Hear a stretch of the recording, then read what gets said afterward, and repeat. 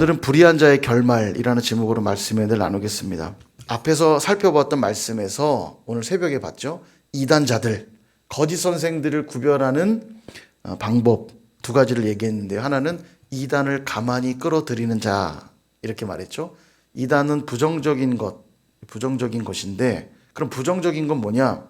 말씀으로부터 빗나간 것, 복음으로부터 합당하지 않은 것. 그러니까 세상적 가치관이라든지 인본주의적 가치관을 자꾸 가져와서 그것을 가르치게 되면 그들은 거짓 선생이다. 그렇게 말했죠. 그래서 아침에 제가 새벽에도 예를 들기를, 힘들고 지쳐있고 낙심한 자에게 가서 하나님의 위로의 말씀을 읽어주고 또 그를 위해 기도해주고 주님의 이름으로 그를 격려한다면 우리가 복음에 합당한 것이 되겠지만, 야, 기도해도 소용없더라, 기도할 필요 없다, 이럴 때는 실컷 죄도 져보고 한번 망가져도 보고 한번 해봐. 그렇게 한다면 그는 거짓 선생인 거죠. 성경은 그렇게 가르치지 않잖아요. 그죠? 우리가 이 땅을 살면서 가졌던 삶의 경험들, 그리고 내 죄된 본성에서 나온 철학들, 이런 것들로 우리가 삶을 자꾸 영위하고 누군가에게 자꾸 강요한다면 그것은 우리가 거짓 선생일 수 있다. 기준 두 번째는 자기들을 사신 주를 부인하는 자들이 바로 거짓 선생이라 했습니다. 분명 예수님은 당신의 몸을 찢으시고 피를 흘려 우리를 구원하셨어요. 그래서 당신의 피로 우리를 사셨습니다. 그러므로 주님은 우리의 소유자시고 우리의 주인이잖아요. 그러니까 그 복음이 내게 들어온 게 맞다면, 예수님의 십자가와 흘리신 피로 구원받은 백성이 맞다면, 이 복음이 있는 자가 맞다면 예수님을 나의 소유자로, 나의 주인으로 모시고 살아야 되는데, 그렇게 살지 않는다면 그게 바로 주님을 부인하는 자인 거죠. 그들이 바로 이단자, 거짓 선생이라는 겁니다. 말로는 주님이 나를 구원했습니다 라고 하면서 삶에 주님이 나의 주인이 아니라면 거짓이잖아요. 그러니까 거짓 선생이죠. 그래서 여러분, 교회는 항상 말씀을 사사로이 풀어서는 안 된다고 했고요. 또 하나, 이득을 위하여 혹은 이득 때문에 행하는 자들이 되어서는 안 된다고 했습니다. 주님을 섬길 때 좋은 것들, 이득을 얻을 수 있어요. 주님을 섬길 때. 그런데 이득을 얻기 위하여 주님을 섬겨서는 안 된다는 겁니다. 만약 손해보면 주님 외면하실 건가요, 여러분? 주님을 잘 믿었는데 삶에 어려움이 오면 주님 외면하실 거예요? 고난이 오고 박해가 오면 주님 외면하실 건가요? 아니잖아요. 왜냐하면 주님은 우리가 이득을 얻기 위해서 섬기는 분이 아니니까. 그죠?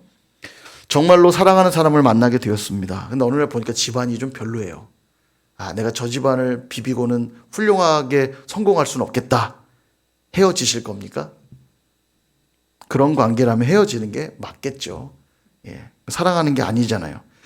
무엇인가 이득을 얻으려고 만나고 있다는 걸 깨닫는 순간 그 만남은 더 이상 하고 싶은 만남이 아닐 겁니다. 그죠? 신앙생활도 동일한 것 같아요.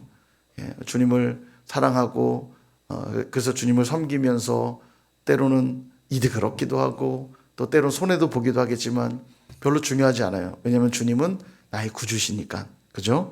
그런데 반대가 돼버린 문제가 돼요. 이득을 얻을 것 같을 땐 주님을 잘 섬기다가 손해를 볼 땐 주님을 등지고, 그럴 수 없는 거죠. 디모데전서 3장 15절에 보니까요, 교회는 이런 곳이래요. 잘 보세요, 뒤에. 이 집은 살아계신 하나님의 교회요, 진리의 기둥과 터니라. 교회는 진리의 기둥과 터래요. 자, 이거 중요합니다. 교회는 진리의 기둥과 터. 그러니까 교회는 어떤 곳이어야 되냐면 말씀이 항상 기준이 되고, 말씀이 항상 동기가 되고, 말씀이 항상 목표가 되어야만 돼요. 교회는 진리의 기둥과 터니까. 그죠? 여기다가 세상의 기준들, 세상 철학들, 나의 죄된 본성들로 기둥을 삼고 터로 삼기 시작하면 그게 바로 이단자요, 거짓 선생인 거예요. 교회는 그렇게 해서 세워질 수 없기 때문입니다. 그러므로 하나님은 반드시 그런 거짓 선지자, 거짓 선생들을 심판하실 것이라고 했죠. 그래서 오늘 새벽에 든 얘기가 뭐냐면, 하나님이 만든 거룩한 피조물, 천사라 할지라도 범죄하면 지옥에 던져 심판하신다고 했고요. 또한 하나님이 손수 지으신 아름다운 이 세상이라 할지라도 죄로 가득하면 다 쓸어버리실 만큼 심판은 엄중하다고 했고요. 소돔과 고모라와 같은 아주 살기 좋은 아름다운 도시라 할지라도 죄로 가득하면 죄만 남을 만큼, 불과 유황을 떨어뜨려서라도 죄만 남을 만큼 심판하신다고 했습니다. 동일하게 마지막 날 이단자들, 거짓 선생들은 나름 경건해 보일지 몰라도, 똑똑해 보일지 몰라도, 잘 사는 것처럼 보일지 몰라도 그들의 마지막은 심판이다. 그렇게 말씀하고 있는 겁니다. 그 반대도 이야기하시죠. 아무리 홍수로 세상을 다 쓸어버릴 심판을 할 그때에도 하나님은 경건한 노아와 가족들을 구원하신다고 했고요.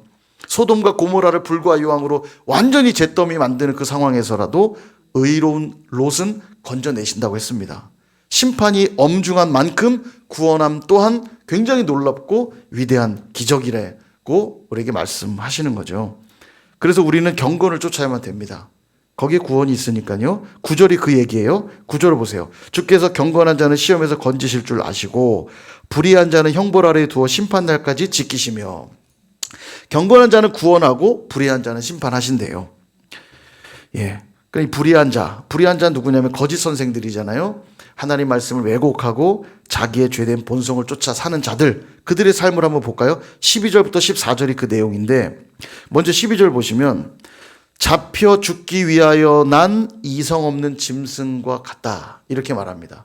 잡혀 죽기 위하여 난 이성 없는 짐승. 여러분, 돼지를 열심히 먹이는 이유는 뭐죠? 막 사료를 먹이고 막 꾸역꾸역 먹이는 이유는 뭡니까?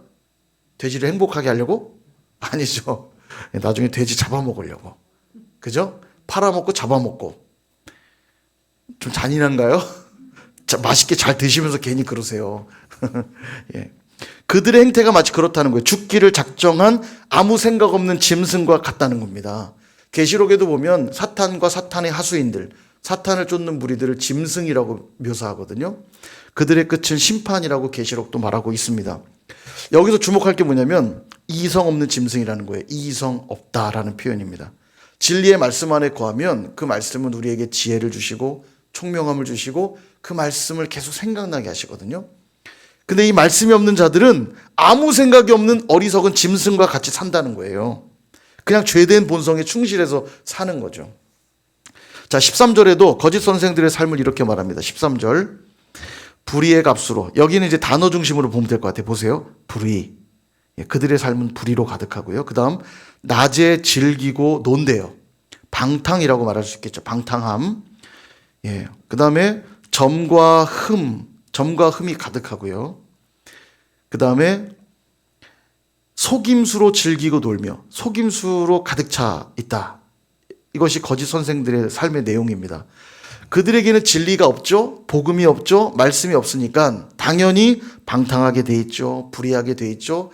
속임수가 넘쳐날 수밖에 없어요. 자, 그럼 보세요. 방탕, 불의, 속임수. 뭔가 우리랑은 좀 그래도 거리가 있는 표현들 같죠? 그러니까 이단이다 얘기하면 나랑 좀 무관하게 들리고, 방탕, 불의, 속임수 그러면 나는 뭐 그 정도는 아닌 것 같으니까 나랑 무관한 것 같지만, 보세요. 방탕과 불의와 속임수가 어떤 삶이냐면 로마서 13장 12절에서 14절에 보니까 이렇게 말해요. 밤이 깊고 낮이 가까웠으니, 이 말은 이제 종말의 때가 됐다는 얘기죠. 심판의 때가 다가왔다는 얘기입니다. 종말의 때가 다가왔으니 그러므로 우리가 어둠의 일을 벗고 빛의 갑옷을 입자. 이게 마지막을 살아가는 그리스도인이 해야 될 일이에요. 어둠의 일을 벗고 빛의 갑옷을 입어야 돼요. 자, 그러면 그 어떻게 하는 게 빛의 갑옷을 입는 것이냐? 13절. 낮에와 같이 단정히 행하고 방탕하거나 술 취하지 말며 음란하거나 호색하지 말며 다투거나 시기하지 말고, 14절이 중요합니다. 오직 주 예수 그리스도로 옷 입고 정욕을 위하여 육신의 일을 도모하지 말라. 여기도 뭐 아까 방탕, 술 취함, 음란, 호색, 다툼, 시기가 나왔는데, 이런 단어는 뭔가 우리와 좀 괴리가 있는 것 같아요. 나는 그 정도는 아닌 것 같은데 싶지만, 결국 방탕, 술 취함, 음란, 호색, 다툼, 시기와 같은 삶은 어떤 삶이냐면 정욕을 위하여 육신의 일을 도모하는 삶을 말하는 겁니다. 그 대표적인 것들을 열거해 놓은 것 뿐이에요. 방탕, 술 취함, 다툼, 시기, 이런 것들은 그 뿌리가 다 뭐냐면 정욕을 위하여 육신의 일을 도모하는 것. 육신의 일을 도모하는 삶이 곧 어둠의 일이라는 거예요. 예. 거짓 선생들은 그렇게 육신의 일을 도모하며 산다는 거죠. 그러나 우리는 빛의 갑옷을 입으래요. 빛의 갑옷이 뭐냐면 주 예수 그리스도로 옷 입는 것. 예수님으로 옷 입는다는 게 뭘까요, 그럼? 예수님으로 옷 입어야 되는데 그게 뭐예요? 우리 예수님이 하나님 말씀이잖아요. 말씀의 옷을 입고 경건의 옷을 입는 겁니다. 그걸 요구하고 계신 거예요. 또한 거짓 선생들의 모습을 또 보면 14절, 오늘 보면 14절에 보니까 여기도 단어 중심으로 볼게요. 14절, 음심, 뭐 음란한 마음이라고 할 수 있겠죠. 음심, 가득해서 범죄하고, 그 다음에 유혹, 굳세지 못한 영혼들을 유혹하고, 그 다음에 탐욕에 연단된 마음 가진 자들, 음심, 유혹, 탐욕을 가진 자들이 거짓 선생들이래요. 이들의 행위가 얼마나 악한지 뭐라고 이들을 말하냐면 그들은 저주의 자식이다 이렇게 말합니다. 교인의 모습으로 다가왔잖아요. 겉만 보면 성도들하고 다를 바가 없어요. 똑같아요. 아니 더 지식이 많은 것 같아요. 막 가르치고 뭘 좀 아는 것처럼 떠들고 교인의 모습으로 다가왔지만 하나님과는 완전히 무관한 저주의 자식, 다른 말로 하면 사탄의 자식. 최악의 말이죠. 최악의 말. 이전에도 우리 어른들이 하는 말 중에 가장 모욕적인 말이 뭐냐면요, 후레자식, 이 애비 없는 후레자식. 이게 가장 모욕적인 욕이었어요. 요즘 이런 표현 안 쓰지만 뭐 호로자식이라고도 하고요, 후레자식. 이 후레자식이 뭐냐면요, 홀의 자식. 그러니까 아버지 없이 그 홀어머니 밑에서 컸다라는 의미인데, 뭐 홀어머니 밑에 크면 다 문제 있냐 그 뜻은 아니지만, 여기 이 말의 핵심 뭐냐면 배운 것도 없이 무식하게 자라난 사람들을 표현할 때 후레자식 이렇게 표현하는 거예요. 이게 최고의 욕이에요. 아주 심한 모욕이죠. 가장 심한 욕설이에요. 애비 없이 커서 배우지 못하고 막대 먹은 자식, 이런 말이니까 아주 큰 욕입니다. 동일하게 이 저주의 자식이란 말은요, 최고의 욕이에요.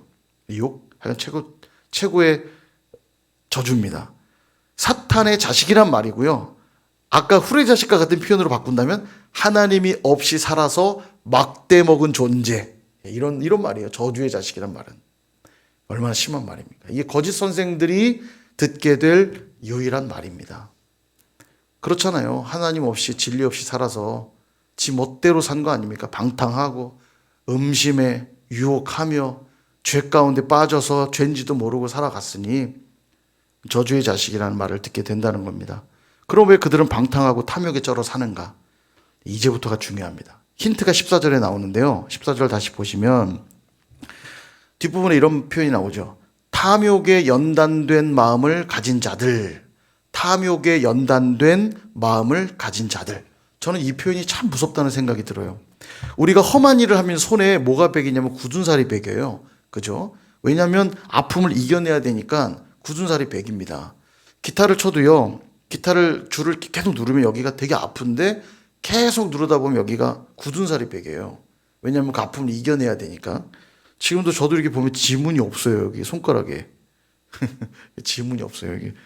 그나마 요 근래에는 기타를 안 쳤더니 굳은 살은 좀 사라졌는데 여전히 지문은 없어요. 기타를 오래 쳐가지고. 그런 겁니다. 근데요, 우리 육체에만 굳은 살이 베기는 게 아니에요. 우리의 마음, 우리의 양심에도 굳은 살이 베겨요. 말씀 없이 내 생각대로 세상의 기준대로 살다 보면 우리 마음에 거기에 알맞는 굳은 살이 베기기 시작합니다. 처음에는 불편하기도 하고 마음에 막 찔림도 있고 그래요. 그런데 점점 시간 지나면 우리 마음에 굳은 살이 생깁니다. 죄를 지어보세요. 처음에만 찔리지 계속 짓다 보면 적당히 합리화하면서 뻔뻔해지기 시작합니다. 그죠? 이게 지금 마음에 굳은 살이 생기는 거예요. 탐욕의 마음이 연단되었다는 것이 바로 그런 의미입니다. 이전에는 불편했던 일인데 이제는 하나도 안 불편해요. 굳은 살이 생긴 거죠. 그 탐욕이 처음에는 불편해요. 근데 반복되면 우리 마음에 굳은 살이 생기면서 안 불편한 겁니다. 제가 늘 강조 드리는 거잖아요. 살아왔던 대로 여러분 사시면 안 됩니다. 물론 그 살아왔던 삶이 잘 산 삶이면 괜찮아요. 하나님 말씀대로 순종하고 산 삶이면 괜찮은데 그게 아닌데 에이 그냥 뭐 이 나이 돼서 뭘 이러면서 그냥 내가 살아왔던 대로 살겠다고 하는 건 그건 하나님이 기뻐하시는 모습은 아닙니다. 편하고 익숙한 것이 우린 자꾸 옳은 것이라 착각해요. 편하고 익숙한 것은 그냥 편하고 익숙한 거지 그게 옳은 삶은 아닙니다. 그죠? 잘못된 길에 살면서도 우린 편안할 수 있거든요. 마음에 굳은 살이 생기니까. 여러분 전과자가 또 죄를 짓는 거 알죠? 그래서 범인 잡을 때요, 전과자 중심으로 먼저 찾습니다. 왜냐하면 죄를 지은 사람이 또 죄를 짓거든요. 그래서 우리 속담에 아는 게 도둑질이다, 이런 말이 있어요. 도둑질 해본 사람이 또 도둑질 하는 거거든요. 이 무서운 거예요. 그게 그냥 익숙하고 편하니까 또 그 길을 들어서는 겁니다. 잘못된 걸 알아도요. 그래서 여러분, 우리의 기준은 항상 뭐여야 합니까? 익숙함과 편안함이어서는 안 되고요. 항상 우리의 기준은 하나님의 말씀이어야 돼요. 아멘 하셔야 됩니다. 이건 아멘. 아멘 안 하는 건 안 하시려고 아멘 안 하는 거죠? 아멘? 예, 아멘 하셔야 돼요. 우리의 기준은 항상 하나님 말씀이어야 됩니다. 예, 누가 뭐래도 하나님 말씀이어야 돼요. 그 말씀으로 비롯된 경건의 훈련이 동반되어야 됩니다. 그래야 말씀대로 살 수 있어요. 우리가 이 말은 누구나 알아요. 그래, 우리의 기준은 하나님 말씀이어야지. 이걸 말하는 건 누구나 하는데 정말로 말씀의 기준대로 사는 삶은 아무나 할 수 있는 일이 아닙니다. 경건의 훈련이 동반되어야 말씀의 기준대로 살 수 있어요. 말하자면 우리 마음에 경건으로 연단된 마음이 생겨나야 된다고요. 이게 계속. 탐욕으로 연단된 마음이어서는 안 되고, 우리의 마음이 무엇으로 연단돼요? 경건으로 연단되어야 된다고요. 계속. 처음에 기도하는 게 물론 힘들어요. 근데 계속 기도해 보세요. 자꾸 기도하다 보면 기도가 편하고 즐거워지기 시작합니다. 경건으로 연단돼야 돼요. 말씀을 읽을 때도 처음엔 좀 이해도 안 되고 좀 어렵기도 한데 계속 읽고 말씀을 공부하다 보면 말씀이 꿀송처럼 단 경험들 하기 시작합니다. 그렇게 경건으로 연단돼야 돼요. 예배도 그럴 수 있어요. 처음에 막 졸립고 지루하기도 해요. 근데 어느 순간 예배 안에서 자유함을 느끼기 시작하고 은혜를 받기 시작하고, 언제 그게 가능해지면 경건으로 연단된 마음이 생겨나기 시작할 때 필요합니다. 그래서 이것이 계속 필요해요. 우리의 마음이 무엇으로 연단되어야 할지 우리는 잘 돌아보아야 합니다. 그렇지 않으면 게으름으로 연단되기 시작하고요, 비방함으로 연단되기 시작하고요, 부정적인 것들로 연단되기 시작하고요, 속임수로 연단되기 시작하는 거예요. 양심에 우리가 털난다고 그러잖아요. 처음에 불편한데 조금 지나면 그런가 보다 해요. 오늘 졸린데 그냥 자자. 귀찮은데 그냥 관두자. 오늘 날씨 좋은데 그냥 예배 무슨 예배냐? 오늘은 바람이나 쐬자. 이렇게 돼버리는 거예요. 근데 처음엔 좀 찔려요. 근데 한두 번 해보세요. 이제 찔리지도 않아요. 에이, 모르겠다. 오늘은. 그리고 저희 교회는 없겠죠. 오늘은 그냥 영상으로 하자. 그리고 막 놀러 가면서 영상 틀어놓고 예배라고 막 가고. 예. 정말 희한한 게요, 사람은요 자신의 패턴이 잘 바뀌지 않습니다. 왜냐하면 아까도 말씀드렸잖아요. 탐욕에 연단된 마음, 경건에 연단된 마음. 사람은 연단된 대로 살아요. 습관이 패턴화되어서 그냥 살거든요. 그래서 패턴대로 삽니다. 여러분은 인정하든 안 하든 여러분들의 패턴이 있어요. 말하는 패턴이 있고요, 행동하는 패턴이 있고, 생각하는 패턴이 있어요. 그냥 그거대로 생각하고 그거대로 행동하고 그거대로 말하니까 맨날 똑같이 살아요. 근데 대부분 자기는 그 패턴을 잘 모르고요, 주변 사람들만 알아요. 이게 희한하죠. 자기는 그게 익숙하니까 그냥 그렇게 살죠. 지각하는 사람은 늘 지각합니다. 이게 참 신기하죠. 지각하는 시간도 똑같아요. 일정해요. 7분 지각하는 사람은 늘 7분을 지각해요. 기가 막힙니다. 이게 신비한 일이에요, 사실은요. 3분 늦었다, 5분 늦었다, 9분도 늦었다, 이러면 좀 그럴 수도 있다 싶은데, 다 정확하게 지각하는 사람은 자기 지각하는 시간에 딱 지각합니다. 제가 예전에 말씀드렸죠. 예전에 찬양팀 반주하러 오는 애가 꼭 37분에 들어와요. 그리고 기다리다가 교회 시계가 딱 37분 딱 되면 이제 곧 들어오겠다 그러고 다 보고 있으면 딱 들어와요. 기가 막혀요. 이게요, 안 바뀝니다. 어떻게 지각도 그렇게 정확한 시간에 지각하는지. 핑계하는 사람은요 늘 핑계합니다. 자기만 몰라요, 핑계하고 있다는 걸. 자꾸 빼는 사람은요 늘 빼요. 자기 할 수 있는 일인데도 빼고 봐요. 일단 왜 그렇게 되냐? 그렇게 연단되었기 때문입니다. 잘 안 바뀌어요, 이게요. 그래서 자꾸 깨고 나와야 돼요. 이걸 바꾸려면 이 패턴을 바꾸기 위해 더 많은 에너지가 필요하거든요. 그러니까 굉장한 노력이 필요한데 귀찮거든요. 그거 노력하는 게 힘들거든요.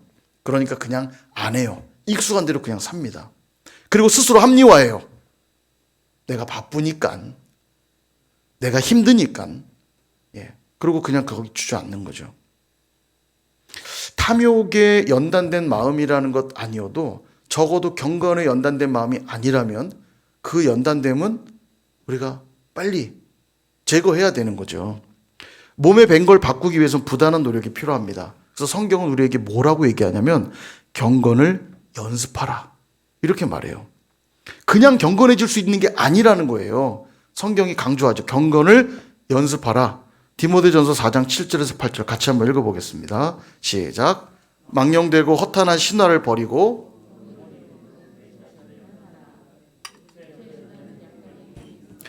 경건은 범사에 유익하니 금생과 내생에 약속이 있느니라. 아멘. 여기 보세요. 경건에 이르도록 내 자신을 연단하라. 연단하라. 결코 쉽지 않다는 거죠. 이 경건은 범사에만 유익한 게 아니라 금생과 내생에 약속이 있다. 유익하다는 거죠. 하나님 나라에 가져가는 거라니까요. 이게요. 여기서 심는 것이 끝이 아니라 영원토록 누리는 축복이 됩니다. 그럼 왜 경건을 연습하여 경건한 자가 되어야 되는가? 요한복음 9장 31절. 하나님이 죄인의 말을 듣지 아니하시고 경건하여 그의 뜻대로 행하는 자의 말은 들으시는 줄을 우리가 아나이다. 이게 무슨 말이냐면 하나님은 경건한 자들만 상대하신다는 얘기예요. 하나님은 경건한 자들이 간구만 기뻐 들어주신다는 얘기고요. 하나님은 경건한 자들만 하나님 나라에 들이신다는 뜻입니다. 이게요. 죄인들의 말은 듣지 않으신대. 그들은 상대하지 않으신대요. 그러니까 경건한 자가 돼야 되겠죠. 그래야 하나님과 늘 동행하고 그분의 은혜 안에 살 거 아닙니까? 디모데후서 3장 5절에도 이런 말씀을 하십니다. 경건의 모양은 있으나 경건의 능력은 부인하니 이 같은 자들에게서 네가 돌아서라. 그들이 거짓 선생이죠. 경건의 모양만 갖고 있는 거예요. 능력은 하나도 없고. 그런 자들에게 돌아서라. 다르게 얘기하면 우리도 역시 경건의 모양만 갖춘 자가 되어서는 안 되고 경건의 능력 있는 자들이 되어야 한다. 다른 말로 하면 경건으로 연단된 마음을 가진 자가 되라는 얘기예요. 경건한 척하는 자로 살지 말고. 여러분 말만 들으면요 아마 여러분 다들 아주 그냥 대단하실 겁니다. 그죠? 천국에 막 입만 들어가는 게 아닐런지. 말만 들으면 다 리얼 크리스천이에요. 근데 삶을 들여다보면 과연 말한 만큼 우리가 살아낼 수 있는가? 연습이 필요하거든요. 이게 중요합니다. 사랑하는 여러분, 경건한 삶을 살기 위해 더 많은 노력들을 기울여 주시기를 주님의 이름으로 부탁을 드립니다. 부탁을 드립니다. 아멘 하셔야 돼요. 이런 건 아멘. 자, 아멘 좀 하세요. 그렇게 못할 것 같아도 괜찮다니까요. 일단 아멘하고 보시라니까요. 하나님 아세요. 여러분들이 연약한 거 다 아세요. 근데 마음이 없는 건 안 돼요. 그건 안 돼요. 제가 아멘하고 안 하느니 그냥 안 할게요, 주님. 그런 마음은 주님 기뻐하지 않으세요. 그렇잖아요. 그죠? 아멘 하셔야 됩니다. 이런 말씀이에요. 아멘. 경건으로 연단되셔야만 합니다, 여러분. 경건으로 연단되기 위해서 제가 오늘 두 가지를 여러분들에게 말씀드리고 싶어요. 바로 헌신과 절제입니다. 헌신과 절제. 헌신은 뭐냐면요. 중요한 것들을 삶의 우선순위에 배치하는 게 헌신이에요. 이 정의를 기억하십시오. 꼭. 헌신이란 중요한 것들을 삶의 우선순위에 배치하는 것. 그럼 절제는 뭐냐? 삶에 불필요한 것들을 제거하는 것. 자, 그래서 쉽게 말하면 헌신은 채우기라면 절제는 비우기예요. 자, 이해되시죠? 이게 중요합니다. 헌신은 중요한 것들을 삶의 우선순위에 배치하는 것이고, 절제는 삶에 불필요한 것들을 제거하여 빈 공간을 만드는 것. 이게 절제예요. 자, 기억하셨죠? 이 두 가지가 병행이 될 때 경건으로 연단이 되는 겁니다. 그러니까 이걸 계속 연습하셔야 돼요. 헌신과 절제를 계속 연습하셔야 되는데, 헌신이라고 그러면 벌써 알레르기 반응을 일으키는 분들이 있습니다. 막 부담부터 갖는 분들이 있어요. 헌신 부담스러워. 제가 헌신을 좀 따뜻하게 표현을 바꿔볼게요. 헌신이란 사랑하는 사람에게 사랑을 표현하는 행위. 자, 사랑해 보세요. 헌신하기 시작합니다. 돈을 막 일단 써요. 돈을 막 쓰고요. 시간을 막 써요. 그 다음 열정을 막 쏟습니다. 그리고 밤낮 그 사람을 생각해요. 그러면서 힘든가요? 저 사람 때문에 미치겠어. 아니죠. 더 행복하잖아요. 이 사랑을 안 해보신 것 같은데. 주여, 독신주의자들, 주여, 네. 사랑해 보셨잖아요. 그죠? 예. 제가 힘드네요.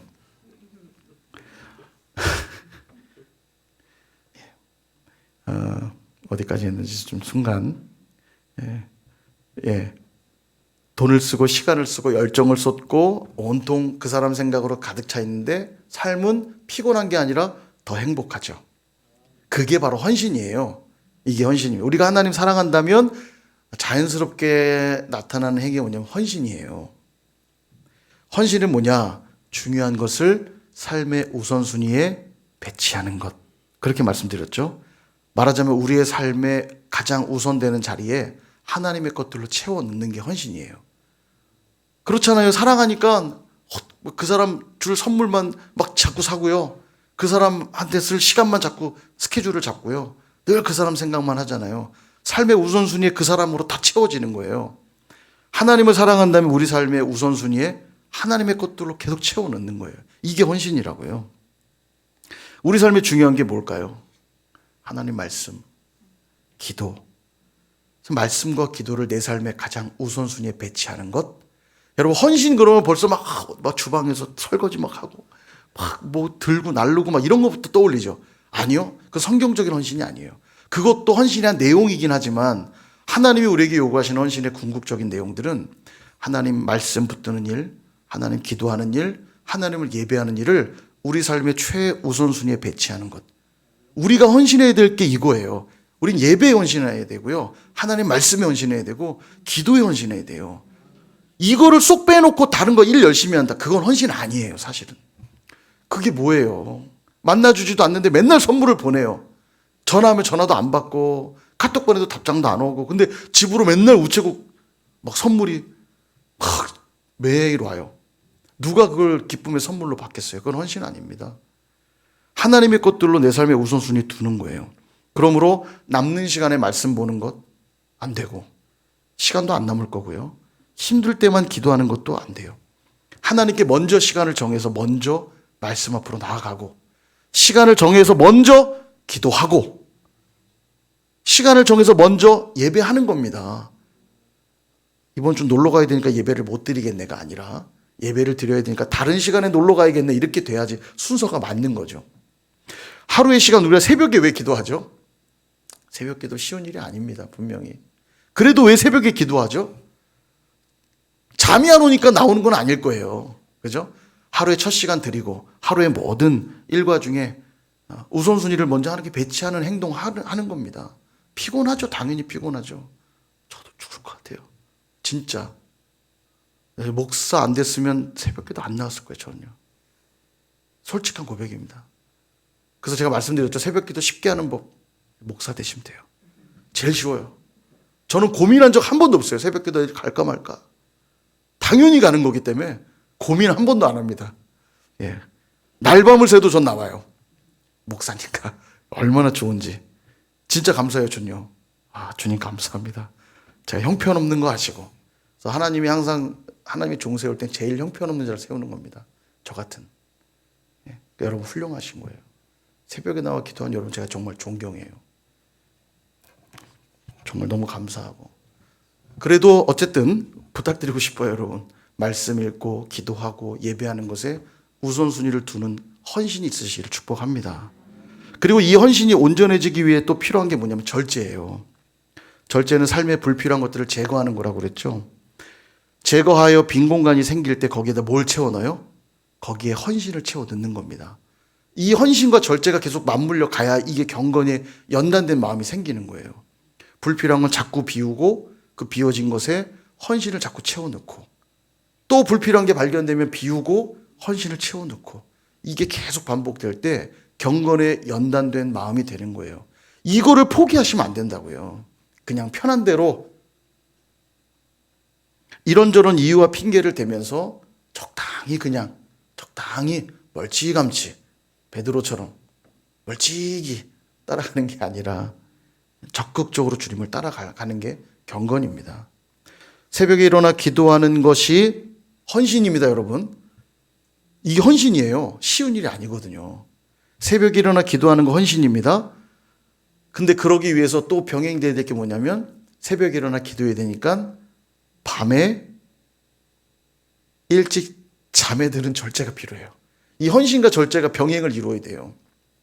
일어나는 열심도 필요하지만 밤에 일찍 잠에 드는 절제가 필요합니다. 저도 이게 잘 안 되는 것 같아요. 저도 늦게까지 뭘 많이 해가지고. 아침에 말씀을 묵상하기 위해서는 더 자고 싶은 욕구를 절제해야 됩니다. 이 절제와 헌신이 병행되어야 돼요. 공예배를 우선순위에 두는 것이 헌신일 수 있죠.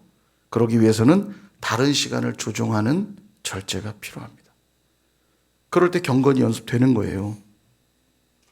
그렇게 경건으로 연단되기 시작할 때 우리 안에 무슨 열매가 맺혀지냐면 신성한 성품이 맺어지는 겁니다. 하나님의 성품이 나타나기 시작해요. 그런 사람에겐 방탕할 수 없고요. 속임수 가운데 살 수 없고요. 핑계할 수 없고요. 음란함으로 가득할 수가 없죠. 여러분 다시 한번 기억하시길 바랍니다. 베드로후서 1장 3절에서 4절은 우리에게 이렇게 말씀하죠. 그의 신기한 능력으로 생명과 경건에 속한 모든 것을 우리에게 주셨으니, 우리를 그래서 구원하셨대요. 생명 주시려고, 경건에 속한 모든 걸 주시려고. 그래서 4절 맨 뒤에 보면 신성한 성품에 참여하는 자가 되게 하려 하셨느니라. 경건과 이 신성한 성품은 뗄래야 뗄 수가 없는 거예요. 경건의 연습들을 계속해 나가면 하나님의 그 성품이 우리 안에 맺혀지는 열매가 있다는 거죠. 불의한 것들, 내 안에 있는 죄된 본성들이 끊임없이 나를 지배하려고 하지만 그때마다 말씀과 기도로 나아갈 때 우리는 경건한 자가 되는 것이고요. 그런 자들에게 신성한 성품의 열매가 맺혀지는 겁니다. 제가 새벽에도 말씀드렸는데 김동호 목사님 이야기 좀 드리면, 이분이 영적 아버지처럼 따르는 한 목사님이 있었는데 이분이 목회를 꽤 잘하셨던 것 같아요. 이분이 다른 큰 대형교회에서 청빙이 들어온 거예요. 근데 이 소식을 교인들이 알게 된 겁니다. 교인들이 알게 돼가지고 목사님을 찾아왔대요. 목사님, 그때가 이제 1960년도래요. 그러니까 진짜 옛날이죠. 정말 배고프고 어려울 때 성도들이 찾아와서 장로님 한 분이 그러셨대요. 목사님, 혹시 저 큰 교회에서 생활비를 더 많이 준다고 해서 가시는 거라면 가지 마세요. 생활비 올려드릴게요. 목사님 가지 마세요. 이렇게 얘기를 하더래요. 그러니까 이 목사님이 소시장에 가면 부르는 거에 따라, 부르는 사람에 따라 값이 오르기도 하고 내리기도 하는데 소시장의 소는요, 나는 소시장의 소가 아닙니다. 이렇게 목사님이 답을 하더래요. 가지 않습니다, 저는. 그렇게 하는 모습을 보면서 김동호 목사님이 이제 너무 감동도 되시고 또 이제 존경하는 분이니까 나도 그래야지. 나도 소시장의 소가 되지 말아야지. 생각하셨다는 거예요. 그리고 이제 목회하던 중에 하루는 큰 회사를 운영하는 장로님이 회사에 오셔서 우리 예배를 드리는데 거기서 말씀을 좀 전해 주십시오 부탁을 했대요. 가서 말씀을 전하고 났는데 교통비라면서 봉투를 하나 주시는데 그때가 1977년도인데 봉투 안에 이제 7,000원이 들어있더래요. 딱 받았는데 직원들이 너무너무 말씀이 좋았다면서 앞으로 4번 더 와서 말씀을 한 주에 한 번씩 4번 더 와서 말씀을 전해주면 좋겠다고. 그래서 흔쾌히 알겠습니다라고 대답하는 순간 자기도 모르게 머릿속에 또 하나의 생각이 딱 같이 지나갔는데 7 곱하기 4는 28 이게 딱 떠올랐다는 거예요. 그러니까 7,000원씩 4번이면 28,000원 이거 딱 계산이 떠올랐다는 거예요. 너무 깜짝 놀랐대요. 소시장의 소가 되지 말아야지 했는데 욕심을 버리고 하나님의 사람이 된다는 게 참 쉬운 일이 아니구나 했다는 거예요. 그러면서 피나는 노력, 훈련, 기도가 필요하구나 라고 김동호 목사님이 책에 쓴 글을 제가 봤어요. 굉장히 동의가 됐습니다. 그죠? 쉽지가 않아요. 우리 안에 있는 죄된 본성을 이겨내는 건 참 쉬운 일이 아닙니다. 우리의 노력으로는 되는 게 아닌 것 같아요. 피나는 노력과 훈련이 필요하고요. 김동호 목사님의 고백처럼 기도가 필요해요. 다시 한번 주님의 이름으로 우리 성도님들께 도전하고 부탁을 드립니다. 살아가는 삶이 참 분주하고 또 만만치 않죠. 아마 그러실 거라 생각합니다. 피곤하실 것이고 쉽지 않으실 거예요. 그럼에도 불구하고 우리 삶의 가장 중요한 것이 무엇인지를 돌아보시고 그 중요한 걸 우선되는 자리에 둘 수 있는 헌신이 저와 여러분에게 있기를 간절히 소망합니다. 말씀과 기도를 삶의 우선순위에 배치해 보세요. 그리고 이를 행하기 위해 불필요한 것들도 제거하는 절제 훈련도 하실 수 있기를 바랍니다. 그럴 때 우리 모두는 경건으로 연단된 자들이 되어서 하나님을 기쁘시게 하는 자들이 다 될 줄로 믿습니다. 그렇게 살아가는 저의 여러분 되시기를 주님의 이름으로 축원드립니다.